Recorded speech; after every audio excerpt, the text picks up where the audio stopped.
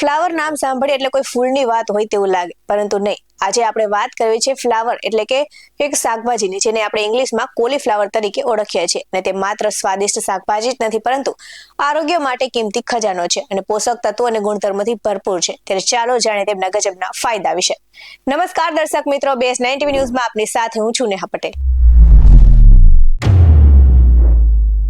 ફ્લાવરનો ઉપયોગ શાકભાજી, પરાઠા અને પકોડા બનાવવા માટે કરવામાં આવે છે, જે ખાવામાં ખૂબ જ સ્વાદિષ્ટ લાગે છે. અને ફ્લાવરના સેવનથી સ્વાસ્થ્ય માટે ઘણા ફાયદા પણ થાય છે, કારણ કે ફ્લાવર પોષક તત્વોથી ભરપૂર શાકભાજી છે. અને ફ્લાવરનું સેવન કરવાથી સ્વાસ્થ્ય સંબંધિત અનેક સમસ્યાઓમાં રાહત મળી શકે છે, આવું નિષ્ણાતોનું કહેવું છે.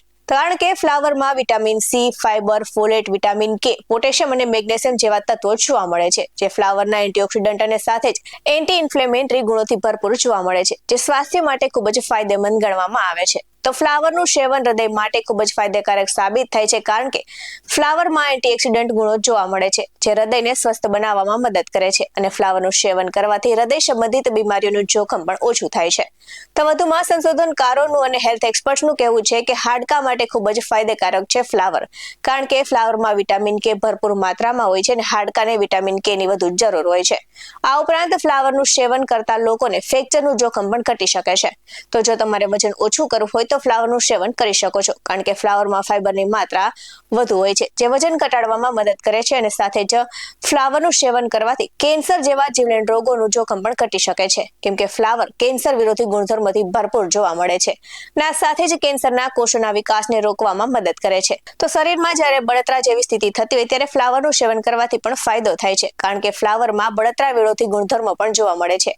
આ સાથે જ તે સોજો ઘટાડવામાં મદદરૂપ સાબિત થાય છે. અને ફ્લાવરનું સેવન શરીરમાં વધતા કોલેસ્ટ્રોલને ઘટાડવામાં ફાયદેમંદ ગણવામાં આવે છે, કારણ કે તેમાં ઘણા બધા તત્વો જોવા મળે છે, જે કોલેસ્ટ્રોલને ઘટાડવામાં મદદ કરે છે. તો આ સાથે જ વધુમાં પાચન સંબંધિત સમસ્યાઓમાં ફ્લાવરનું સેવન ખૂબ જ ફાયદેમંદ સાબિત થાય છે, કારણ કે તે પાચન તંત્રને મજબૂત બનાવે છે અને પાચન સંબંધિત સમસ્યાઓને દૂર કરે છે.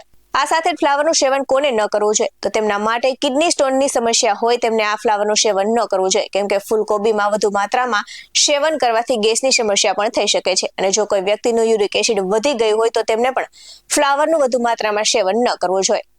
આવા જ વધુ અહેવાલ સાથે ફરી મળતા રહીશું. તમે અમારી યુટ્યુબ ચેનલને સબસ્ક્રાઇબ કરવાનું અને અમને ફેસબુક અને ઇન્સ્ટાગ્રામ પર ફોલો કરવાનું ભૂલશો નહીં. બાકી અવનવી અપડેટ્સ મેળવવા માટે આપ જોતા રહો BS9 ન્યૂઝ. અહીં આપવામાં આવેલી જાણકારી વિવિધ નિષ્ણાતોના જણાવ્યા પર આધારિત છે. BS9 ન્યૂઝ કોઈ પુષ્ટિ નથી કરતું. નમસ્કાર.